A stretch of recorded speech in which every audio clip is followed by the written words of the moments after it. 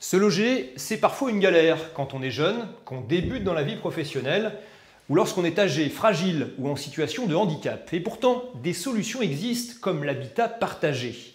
Dans la région, des initiatives de cohabitation intergénérationnelle se sont développées, aussi bien en ville qu'en milieu rural. Assieds-toi. Entre Martine, tout juste retraitée, et Agathe, l'étudiante, le courant est vite passé. Les deux femmes ont pris l'habitude de se retrouver en cuisine pour se raconter leur journée.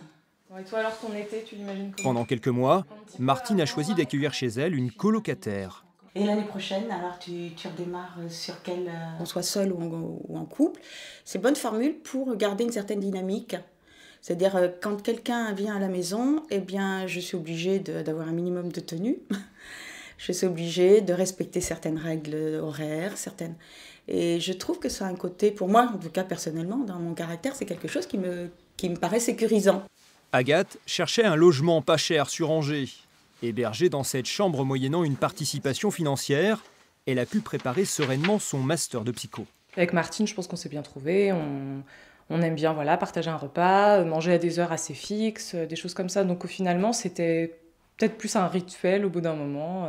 J'essaye de lui faire voir un peu les paysages du coin, comme elle aime bien la nature aussi. Une rencontre qui ne s'est pas faite par hasard. L'association Le Temps pour Toi, qui coordonne ce concept d'habitat partagé depuis 2004, veille à associer des personnes ayant des points communs.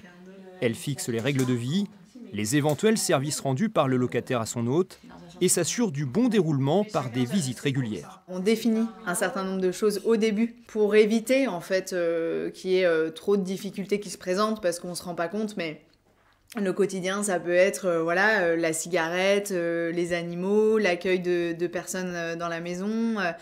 Ça va être très varié, les repas, comment on organise ça. Donc tout ça, nous, on va l'étudier vraiment en amont avec chacun et on va le mettre dans un contrat de cohabitation.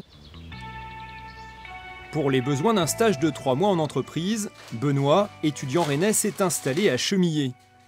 Pris de court pour trouver un hébergement temporaire, il a finalement été logé par un habitant de la commune. Moi, j'ai de la place. Ma chambre est plutôt grande, c'est plutôt sympa, ça fait quelqu'un avec qui parler le soir. C'est différent d'être tout seul enfermé dans son appart. C'est mieux d'avoir quelqu'un quand même avec qui parler. Pour Benoît, le loyer est plafonné à 250 € par mois. Quant au propriétaire, soucieux de faire vivre cette grande maison, il a tout de suite accepté le projet. Chacun a ses clés, d'une part, chacun se fait à manger aussi. Donc après, comme la pièce est un peu séparée, ça permet d'aller dans son coin tout seul. Moi, je n'y mets pas le nez, normalement. Donc, il y a vraiment beaucoup d'autonomie derrière ça, oui. L'Habitat Jeune du Choletais est l'une des associations qui expérimente ce dispositif en milieu rural. Une alternative au manque de place en foyer jeunes travailleurs notamment. Mais pas seulement.